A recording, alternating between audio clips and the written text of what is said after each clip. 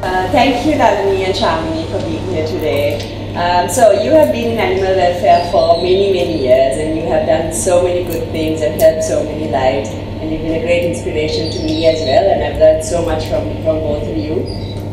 Can you tell me why did you start on this? Why animal welfare? What made you do it?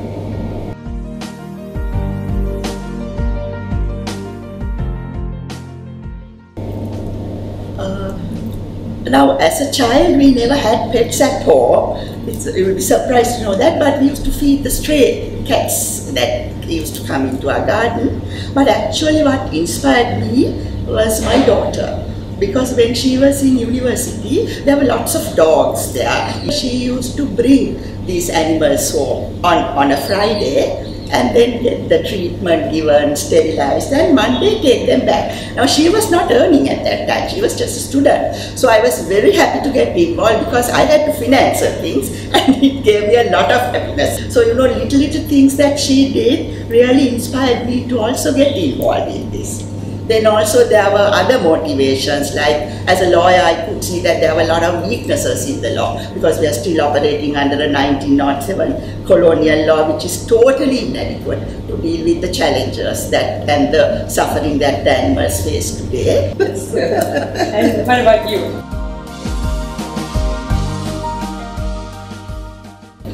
Otara, I was born to a family who had dogs before I was born. So actually, I had apparently they say that there was a dog under the bed when I was born. so it's been quite like that. Actually, the people in Colombo, the so-called friends, used to come down, shoot most of these animals, have a trailer behind their jeeps, and bring them back to Colombo to actually eat them. So that used to be very traumatizing for me. And then there was another group of people who used to come shooting leopard, because all they wanted to do was either get the skin or stuff them and keep them in the sitting room. So that used to really upset me. So from the time I was small, I had all of these. Of course, my father never approved of it, but being most males, he didn't have the guts to say this is not right or don't do it. So it was basically left for me to rant and shout and scream. So all these years of animal welfare and helping so many lives and so many animals have a better life, how has it changed your life?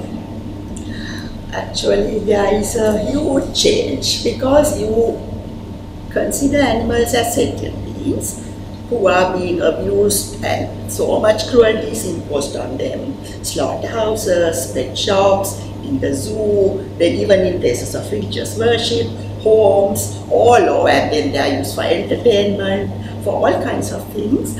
So trying to make a change to make their life better has really made me also a different person as a woman and as a person, because not that I'm not a compassionate person, but it has helped me to develop my compassion even more.